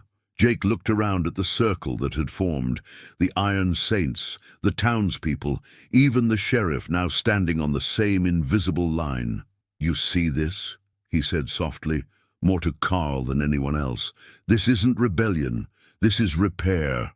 This is what happens when people remember who helped them when no one else would." Carl's face twitched, a mix of fury and disbelief. "You think this will last? You think standing around with your toys will stop progress?" Jake didn't blink. "Progress doesn't mean paving over decency." The sheriff tilted his hat back, studying Carl with the kind of patience that could end or save a man depending on how he used it. "I suggest you take a breath," he said. "Maybe step back and let some air hit those decisions you made. Looks like they're suffocating." Carl said nothing. His phone slipped slightly in his hand. He turned toward the workers, but their eyes had dropped. None of them moved. The authority he'd worn so easily now clung to him like sweat. Frank finally spoke, his voice steady, but softer now, as though addressing something larger than the moment. "You can own land," he said, "but you can't own loyalty. You can't own gratitude. You can't bulldoze the good people try to leave behind." Jake nodded, eyes still on Carl. "And you sure as hell can't evict history." A murmur of agreement rippled through the crowd, quiet but resolute. The sheriff crossed his arms and looked toward the garage. "Seems to me," he said, "the only thing being built here today is a little perspective." The wind shifted, carrying the smell of oil and earth, and for a long moment no one spoke. It was a pause filled with meaning, not emptiness, the kind of stillness that follows revelation. Somewhere a child's voice broke through, asking his father why all the men with bikes were here. The father leaned down. His answer carried only a few feet. "They're here to do what's right." Carl heard it. Everyone did, and in that instant his confidence, polished, corporate, impervious, fractured into something human. The sheriff looked at him one last time, then turned toward Jake. "I'll file a report," he said, "but I don't see any crime worth arresting here." Jake gave a nod of thanks, not triumph. "We're not here to break laws," he said quietly. "We're here to remind people they still mean something." Frank's eyes closed for a brief second, a tremor of exhaustion and gratitude running through him. When he opened them again, he saw the world differently, not as a battlefield, but as a blueprint. What was happening wasn't about winning or losing property. It was about reclaiming something deeper, dignity, the right to stand, the proof that one man's kindness could ripple outward and still matter years later. Carl stood motionless, the weight of perception shifting against him. The sheriff's words, Jake's calm, Frank's integrity, it all pressed in like a moral tide he couldn't outtalk. He didn't know it yet, but the real demolition had already happened, not to the workshop, but to the illusion of control he had built his life upon. The crowd began to settle, conversations rising softly, cautious but hopeful. The Iron Saints stayed in their circle, their presence steady, protective. The air felt lighter now, like something heavy had been moved just enough to breathe again. And in that fragile silence, the first real transformation began, not of property, but of perspective, as the morning sun stretched over the cracked road, waiting for what came next. The next morning didn't bring sirens or threats, it brought coffee. Thermoses appeared like offerings on the workbench, paper cups lined up beside a box of glazed donuts that left a sugar trail on the old parts ledger. The Iron Saints arrived early, engines idling just long enough for neighbors to peek out their screen doors and decide it was safe to come closer. By 8 o'clock, the lot looked less like a standoff and more like a barn raising. The transformation started quietly, drop cloths unfurled, tarps pulled over the busted fence, forklifts replaced by borrowed sawhorses. No one made speeches. They started with brooms. You can tell a lot about a crew by whether they sweep before they swing a hammer. The mindset here was simple and specific. Restore what time tried to erase and leave it better than they found it. Jake split the work with the ease of someone who's organized rides across 3 states and kept men fed at dawn in grocery store parking lots. He assigned pairs without barking, putting a vet with a high schooler, a club mechanic with a retired carpenter, a church deacon with the same kid who used to drift past the shop on a rusted BMX and ask too many questions about carburetors. "I've got the ramp," he told Frank, tapping the threshold with the toe of his boot. "Aluminum frame, non-slip tread, anchored into the slab. I want you rolling like a king." Frank laughed. Under his breath at that, a soft sound that made his cheeks feel unfamiliar. "You sure I rate that kind of treatment?" he asked. "I rate you higher," Jake said. But we'll start with a ramp. Paint cans clinked open like little bells, and the faded sign that had watched over half a century of Arizona heat got sanded down to raw honesty. The letters were re-stenciled by a woman with steady hands and an eye for line weight. She'd done tattoos for men who still couldn't talk about certain nights.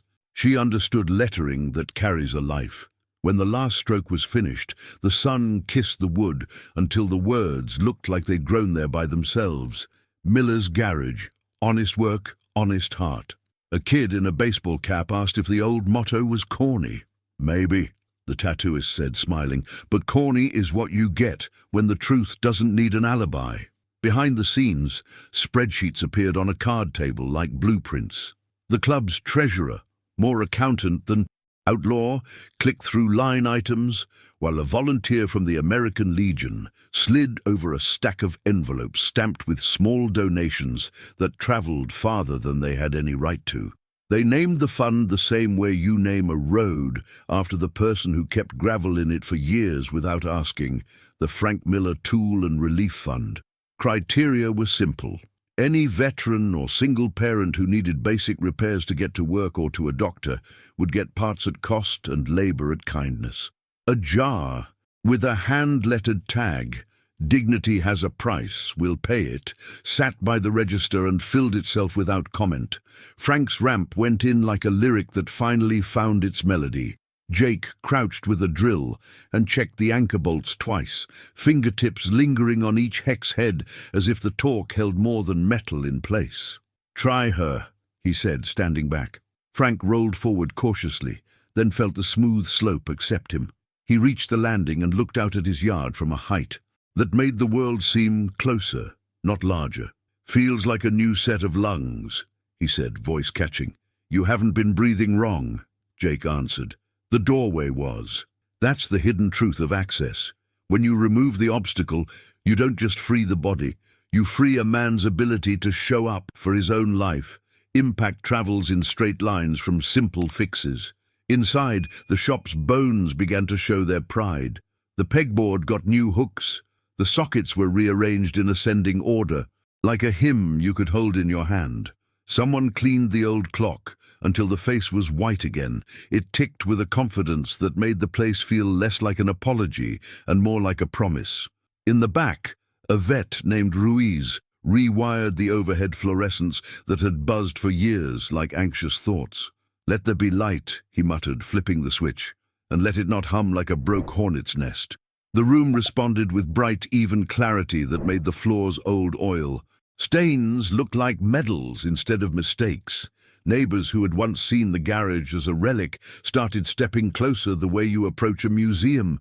You suddenly realize houses your own childhood. Mrs. Hargrove brought framed photos, her husband under the hood of their first Chevy, Frank in the background pointing with a wrench. Tom Sanders dropped off a jar of screws of every possible size because even a perfect plan needs the odd piece. The delivery kid returned with a dented toolbox and said, a little shy, "I owe you a hinge and 3 summers." Frank shook his head. "You owe me a wave when you pass. That's the whole tab." The kid stood taller after that, a quiet recalibration only he could feel. Afternoons stretched into that golden time when the desert forgives you a little, and the air smells like cooling metal and cut pine. The fence rose board by board, each slat aligned with the kind of care you give to things that got broken in front of witnesses. No haste, no shortcuts. The decisions were slow ones, the kind that outlast noise, because everyone understood that what you build now sets the tone for what you'll have to defend later. A young woman from down the block, hair tied in a red bandana, ran a brush along the fresh rails and said, "Feels like painting a boundary on grief." Frank looked at her and nodded once. "That's a good line," he said. "Hold on to that one." Some days had the texture of a parade without the pomp. Veterans drifted in and out, offering hands and stories the way some offer prayer. "I was going to sell my bike," one man confessed to Frank in a quiet corner by the tire changer. "Felt like the world didn't have room for joy anymore." Frank tapped the sidewall with his knuckle. "Keep it," he said. "Joy isn't a guest. You let it pay rent by taking it out once a week." Another vet with a tight jaw and a stare like a locked door stood by the parts washer until a rider who'd once seen the same locked door simply handed him a rag and said, "You mind if we trade silences for a while?" When they finished cleaning the last bracket, both men walked out lighter, not because they had solved anything, but because the shop made room for a version of themselves that wasn't shrinking. Jake didn't play foreman so much as conductor. He knew when to push and when to leave space for a revelation to arrive. He had a way of watching a man measure a board that told you he understood weight and distance in the same breath. "I used to think leadership was being loud," he admitted to Frank one afternoon as they checked the new ramp's pitch under the shade of a taped-up sun umbrella. "Turns out it's knowing when not to talk." Frank smiled. "Funny," he said. "I used to think survival was staying quiet. Turns out it's knowing when to ask for help." That exchange wasn't grand, but it adjusted the angle of the day. Sometimes the journey is just two men meeting each other on a truer middle line. Money came in odd ways. A church fellowship, left grocery cards. The diner comped breakfasts for any volunteer who walked in with paint on their hands. Kids raided piggy banks and dropped coins into the dignity jar like they were buying stock in a future they wanted to live in. The Iron Saints matched every dollar, posting a simple rule above the register: no one leaves here with a car they can't stop or a bill they can't carry.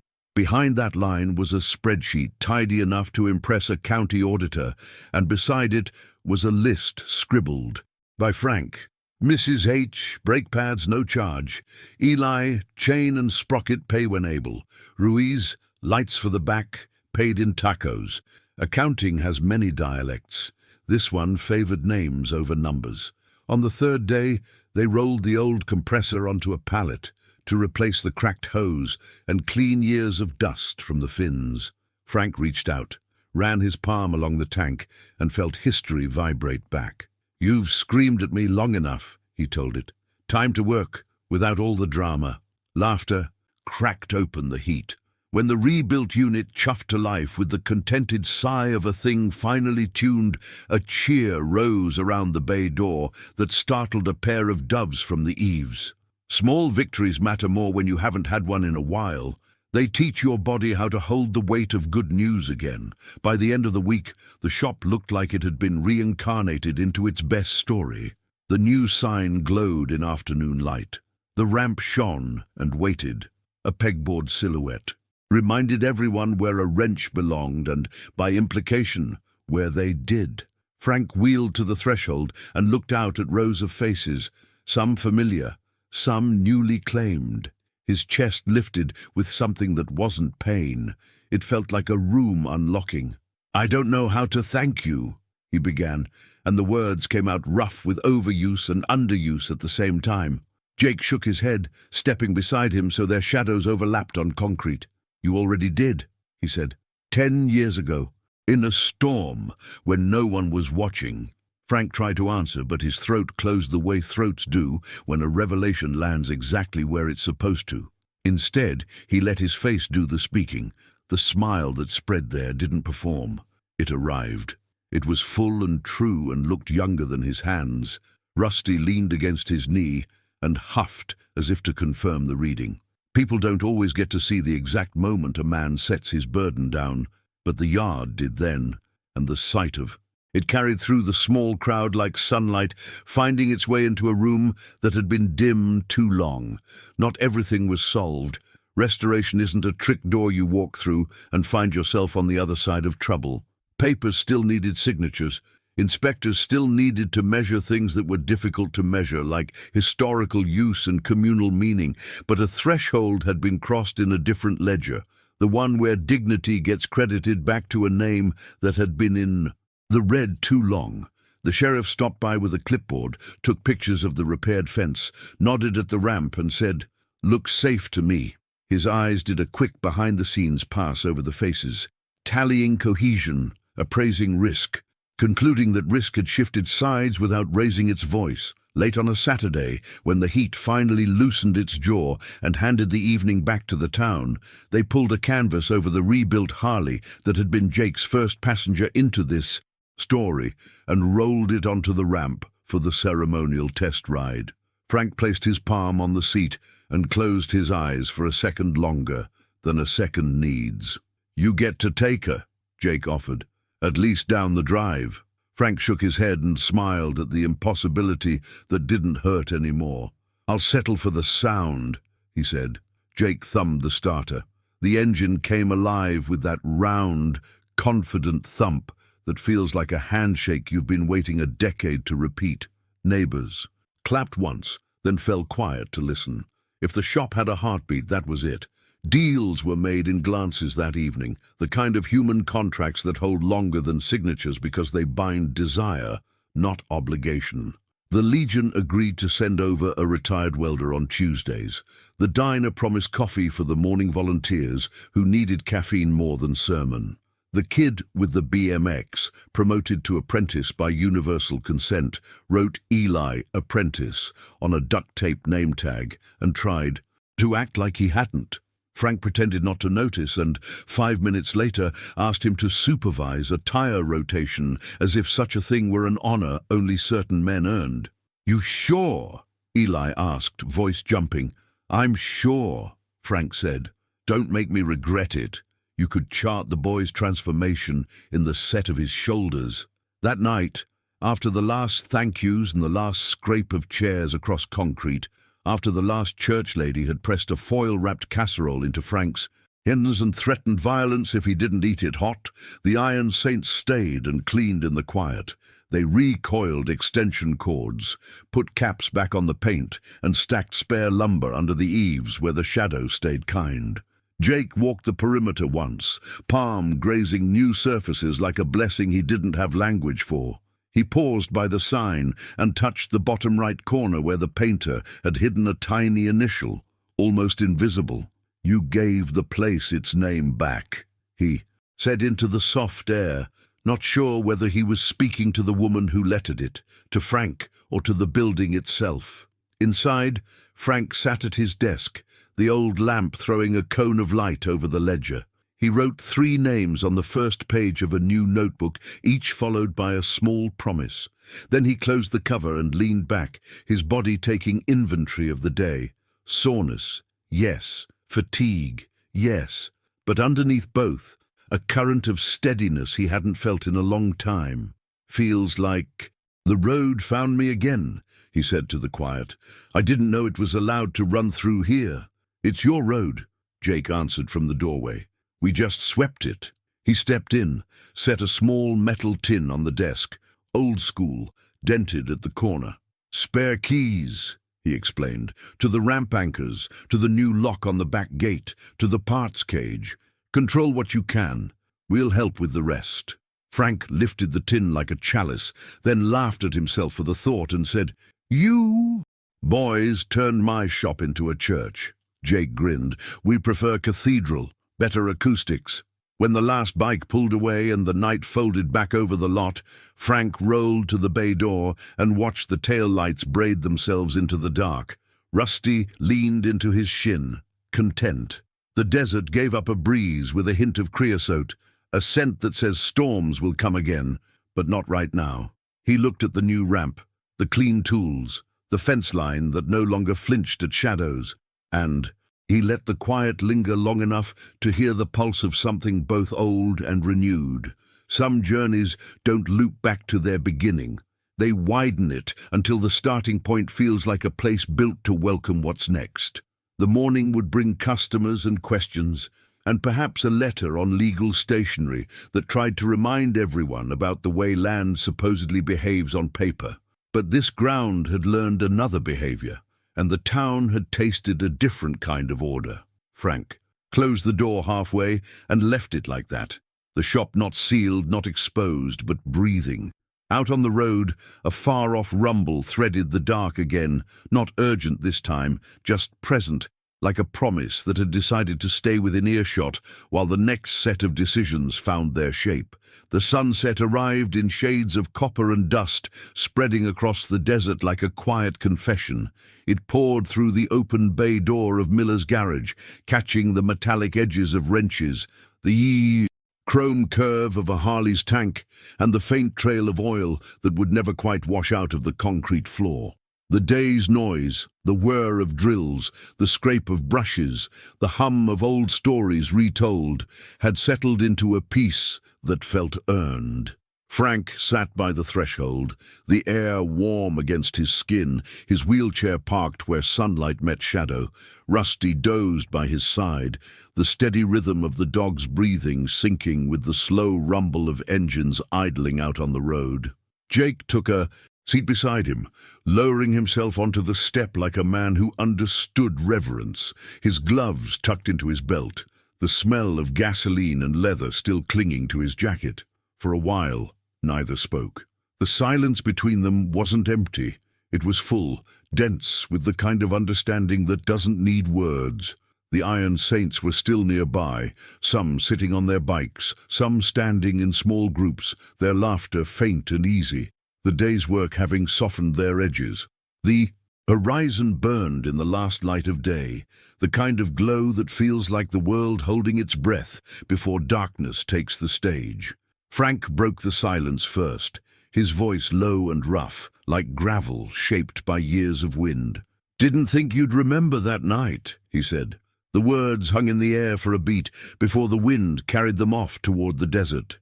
Jake leaned forward, elbows on his knees, eyes tracing the curve of the sun as it dipped below the line of the distant hills. "Remember," he said almost to himself, "Frank, that night rewired my life. You fixed more than my bike, man. You fixed me." Frank chuckled softly, the kind of laugh that hides behind humility. "You give me too much credit." Jake turned to him, his expression open, sincere. The lines around his eyes deepened not by age, but by experience. "No, I don't give you enough. You didn't see me before that storm. I was running from everything, debt, anger, myself. You didn't ask questions. You just saw a man broken and decided he was worth fixing. That kind of thing sticks." The air shifted, cooler now, the desert beginning to shed its heat. Frank's eyes followed a small cloud of dust trailing away in the distance. One of the townspeople heading home, headlights blinking like a heartbeat. "Guess we both needed fixing," he said. "Difference is, you kept moving. I stayed here." Jake shook his head. "You call it staying. I call it holding the line. There's a kind of courage in staying put when the world's moving too fast to notice who's holding it together." He looked toward the rebuilt fence, the fresh paint on the sign, the ramp gleaming under the last trace of sunlight. "You didn't just keep this place alive, Frank. You gave the rest of us somewhere to come back to when we got lost again." For a long moment, Frank didn't respond. He just breathed, the sound soft, steady. He'd spent so many years inside this shop, through wars, recessions, heartbreaks. He'd forgotten how it felt to have someone else translate what it meant. He turned his head slightly, his voice barely above a whisper. "You ever think about how life works? The hidden truth of it?" Jake smiled faintly. "Every time I ride." Frank nodded. "Feels like everything you do circles back eventually. The good, the bad, the choices you think are small, they come around when you least expect it. That night, I wasn't trying to save anybody. I was just tired of letting the world turn cold." He looked at Jake, his eyes damp but clear. "But it's funny. Sometimes you give something away without realizing it's a seed." Jake's throat tightened. He looked out at the other riders, their silhouettes framed by the fire-colored sky. "You gave more than a seed, Frank. You planted a whole damn forest. We just came back to tend it." The engines out on the road roared softly to life again, not loud enough to break the moment, but enough to remind them both that loyalty has a sound, steady, familiar, alive. The Iron Saints never lingered without purpose. They knew when to give a man his peace, when to let the world be quiet around him. But for now, they waited, watching the two men who had written the first chapter of a story that had taken 10 years to find its full circle. Frank tilted his head slightly, listening to the rumble fade and return like a heartbeat. "That sound," he said, "used to mean trouble. Now it just sounds like family." Jake grinned. "That's the thing about journeys. The noise doesn't change, just what it means to you." He rubbed a hand across his jaw, the gesture thoughtful. "When I first joined the club, I thought brotherhood was about patches and rides. Turns out it's about the miles you put in for someone else, the ones that don't earn you a story to tell." Frank smiled at that, slow and genuine. "Guess that's why you boys showed up." Jake nodded. "We don't forget our debts, especially the ones that fix us." The light shifted again, the horizon swallowing the last of the sun, leaving streaks of purple and deep orange bleeding into one another. A hawk circled above, silent, patient, as if watching to see how the scene would end. Frank rested his hands on the armrests of his chair, the calluses catching the light. His voice, when it came, was softer now, part reflection, part release. "You know, I used to think life was just about getting through the next breakdown, fixing what's in front of you. But it's more than that. It's about who shows up when you're the one that's broken." Jake's eyes followed the horizon, his voice steady, low. "And when they show up, it changes everything." They sat there a while longer, letting the dusk settle over them like an old friend. In the background, the club's engines kept idling, a low rhythm that matched the quiet pulse of gratitude between the two men. The breeze carried the scent of oil and sagebrush, the same mix Frank had smelled every day of his working life. It no longer felt like a reminder of what he'd lost. It felt like proof of what he'd built. The world around them shifted from gold to blue, the first stars blinking awake over the desert. Somewhere in the distance, laughter echoed, a light, unguarded sound that belonged to the people who had spent their day rebuilding more than walls. It carried across the lot and settled near them like a benediction. Frank leaned back slightly, eyes half closed, and whispered, "Never thought I'd see a day like this again." Jake looked at him, his voice low but certain. "You earned it." Frank let the words hang there. He'd spent years giving advice to men who came to his shop, lost, about repairs, about life, about starting over. But now he found himself on the receiving end of truth, and it humbled him. "Funny," he said after a pause. "I kept trying to fix machines that were already dying. Turns out all I needed was to let people fix me." Jake laughed softly, but there was weight behind it. "That's the hidden side of brotherhood. It's not about saving someone. It's about standing next to them until they remember how to save themselves." The sky deepened into indigo, the kind of color that erases distance. The iron saints began to rev their engines one by one, a synchronized rhythm that sounded more like a salute than a goodbye. Jake stood, brushed the dust from his jeans, and placed a steady hand on Frank's shoulder. "We'll be around," he said. "Always." Frank looked up at him, a hint of playfulness in his tired smile. "You boys, riding off into the sunset again?" Jake shook his head. "Not riding away, just circling the road until it needs us again." The engines rolled to life fully now, the vibration filling the air with that unmistakable growl that had once meant fear and now meant protection. Frank watched them form up in pairs, headlights slicing through the growing dark, red taillights glowing like embers. Rusty barked once, sharp and proud, as if to mark the moment. Jake lingered for a heartbeat longer, his gaze sweeping over the shop, the sign, the man who had unknowingly changed his life. "You know, Frank," he said, "this place doesn't just fix bikes. It reminds people that broken doesn't mean done." Frank smiled, the words echoing inside him like a promise. "Then I guess it's still doing its job." As Jake walked back toward his bike, the world seemed to slow, the sound of boots on gravel, the faint creak of leather, the rhythmic purr of engines, all of it folded into a single cinematic beat of closure and continuation. The sun had set, but the road still shimmered with heat, like it remembered the men who rode it. Frank turned his chair slightly, facing the horizon that was now just a deep band of light over the darkening land. The wind brushed his face, carrying a mixture of dust and hope. He whispered to himself, "Guess we're all just engines trying to stay tuned."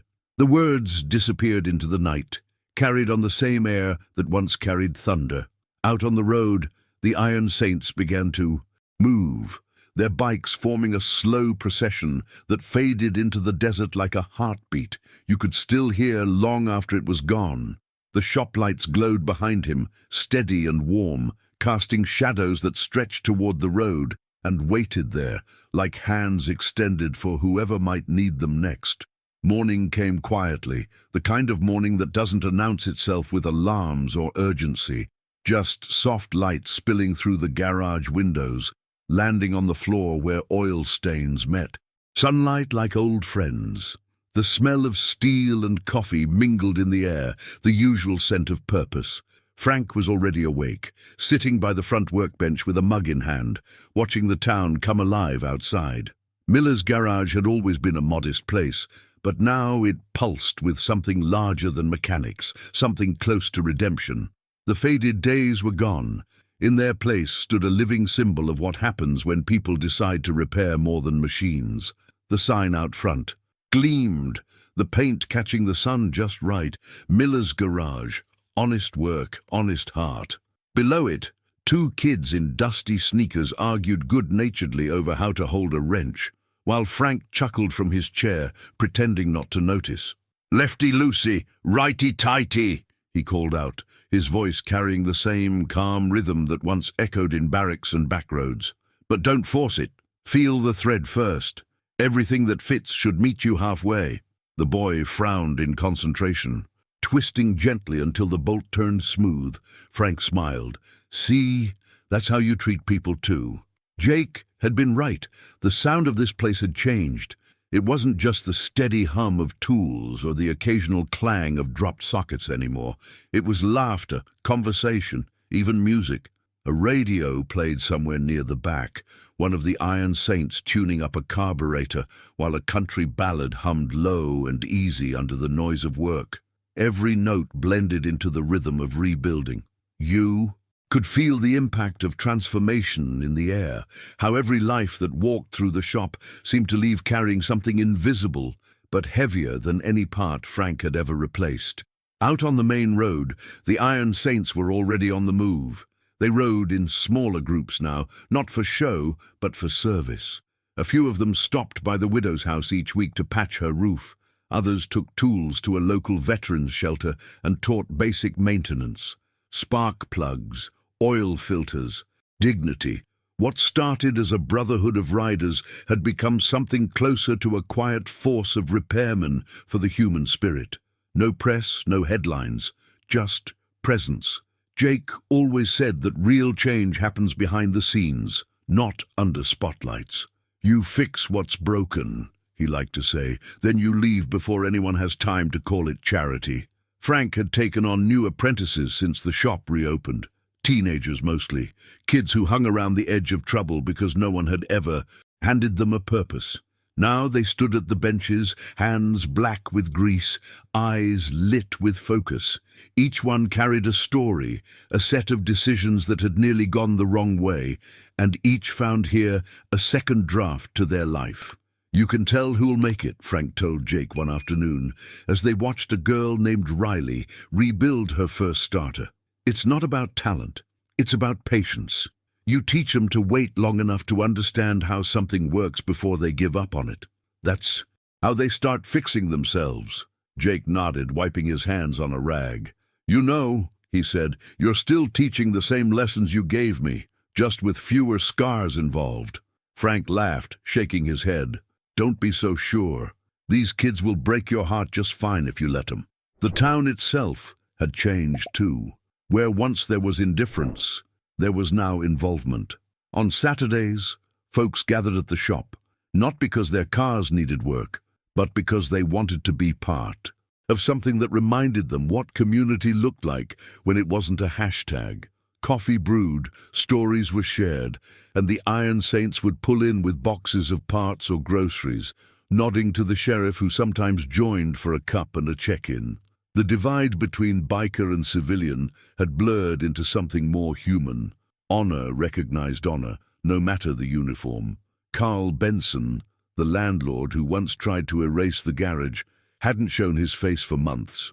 But word around town said he'd sold the adjacent property to the local VFW chapter.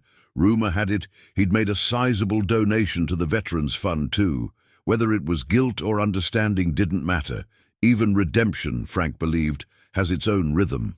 People don't change all at once, he told Jake one evening. They shift, one decision at a time, like tuning an engine. You turn the screw just right, and suddenly the noise smooths out. Jake had nodded, smiling faintly. Guess we're all trying to find our right tune. There was a hidden beauty in the shop's daily chaos. Oil-streaked floors, smudged windows, the faint buzz of the compressor kicking on and off. It was imperfect and alive, like every good story. The ramp gleamed under the doorway, and the walls bore new photos.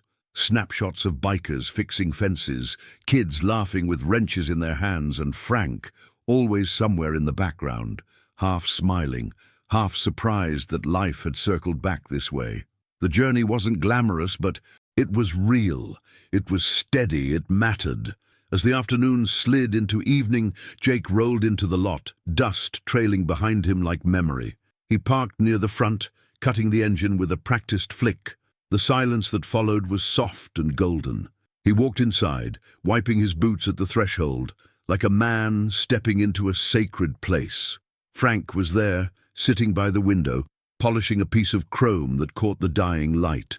"Thought I'd find you here," Jake said. "Not many. Places left to look," Frank replied with a grin. Jake sat down beside him on the old bench. Outside, the sky turned molten orange, melting into violet at the edges. The world looked the way forgiveness feels, earned, not given. They watched the horizon in silence for a while, the same easy quiet they'd shared on that stormy night years ago when everything began. Finally, Frank broke the stillness. "Didn't think you'd remember that night." Jake turned his head, the ghost of a smile on his face. "You fixed more than my bike, Frank," he said. "You fixed me." Frank looked at him, the lines around his eyes deepening with something between gratitude and disbelief. "I didn't do anything special." "Yeah," Jake said softly. "That's exactly what made it special." A low rumble drifted from the distance, the sound of engines, familiar and comforting. The Iron Saints were on the move again, heading out to whatever road needed them next. Their noise didn't disturb the peace. It completed it.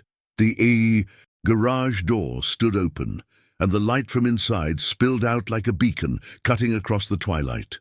The sound mixed with the hum of crickets, the whisper of wind, the faint clink of tools being put away. It was music, the soundtrack of survival. Jake leaned back, eyes on the horizon. "You know what they say," he murmured. "Time changes people." He paused, smiling faintly. "But sometimes it just brings them back to where their heart never left." Frank's gaze stayed on the sunset. "Guess I can live with that," he said. The wind shifted, carrying the faint echo of laughter from the group outside, the apprentices closing up shop, the club calling out goodbyes, the dog barking just once for balance. The desert sky deepened to indigo, stars beginning to pierce through the last layer of gold. For the first time in years, Frank didn't feel the weight of the past pressing against him. He felt it lifting, rearranged, forgiven, transformed. As the light faded completely, the garage glowed softly from within. The new sign caught the last trace of daylight before surrendering to the night, its white letters gleaming like quiet truth. Honest work, honest heart. A place that once held only loss, now carried legacy. Out on the road, the Iron Saints disappeared into the distance, a ribbon of red tail-lights weaving through the darkness, the hum of engines steady and sure. The echo lingered long after they were gone, not as noise, but as memory, a reminder that sometimes the roads that lead away are the same ones that bring you home. And as the camera drifted upward, tracing the fading trail of dust against the night sky, a final line etched itself across the scene, not shouted, but spoken softly, like a prayer shared among men who've seen both the worst and best of each other. Even on the darkest roads, there are still those who fight for the light. Maybe you felt something in this story, that quiet reminder that some roads, no matter how rough, are still worth traveling. And if you made it all the way here, maybe that means this one spoke to you too. So tell me in the comments, just with a simple line, "I'm with you until the end." I read every one of them, And it's how I know these stories are finding the people who need them most. And if this kind of story reminds you of something good, something you don't want to lose, hit the like button. It helps me keep building more moments like this, more stories that light a small spark in the dark. If you're new here, you can subscribe, not for numbers, but to stay close to stories that still believe in kindness, justice, and the quiet heroes of everyday life.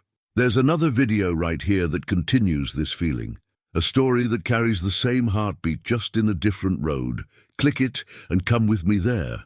The ride's not over yet.